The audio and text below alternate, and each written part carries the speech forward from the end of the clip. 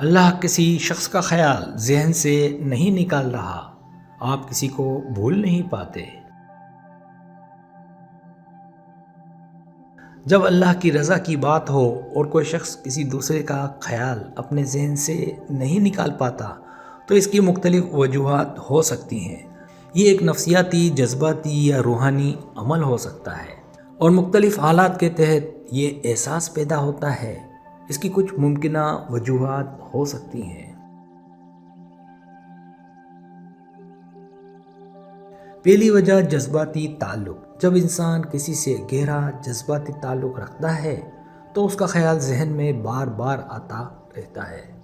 یہ تعلق محبت، دوستی یا کسی اور اہم رشتے کی بنیاد پر ہو سکتا ہے۔ جب انسان کسی کے بارے میں بہت زیادہ سوچتا ہے تو وہ شخص اس کے ذہن سے نہیں نکلتا۔ دوسری وجہ غم یا غصہ۔ اگر آپ کے دل میں کسی شخص کے بارے میں غصہ، ناراضگی یا دکھ ہو تو ان جذبات کی شدت کی وجہ سے اس شخص کا خیال آپ کے ذہن سے نہیں نکلتا۔ انسان کبھی کبھار اپنی ناراضگی یا غم کی وجہ سے دوسرے شخص کو بار بار یاد کرتا ہے۔ تیسری وجہ یادیں یا ماضی کے تجربات۔ اگر کسی شخص کے ساتھ آپ کے ماضی میں کوئی اہم یادیں جڑی ہوئی ہیں تو وہ یادیں ذہن میں آتی رہتی ہیں۔ یہ یادیں کبھی خوشی کی ہوتی ہیں، کبھی غم کی، اور یہ اس شخص کا بار بار خیال آنے کا باعث بنتی ہے۔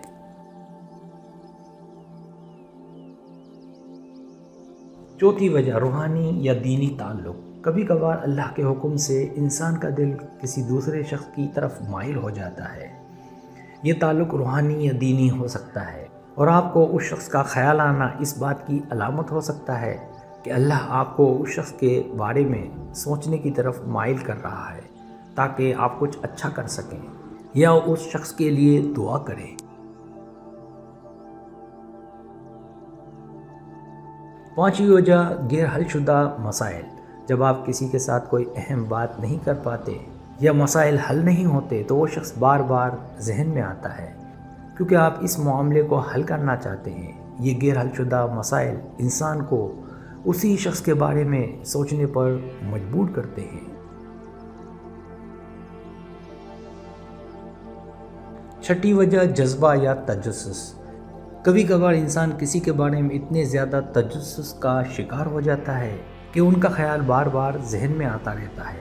یہ تجسس کسی کی شخصیت، رویے یا حالیہ صورتحال کے بارے میں ہو سکتا ہے۔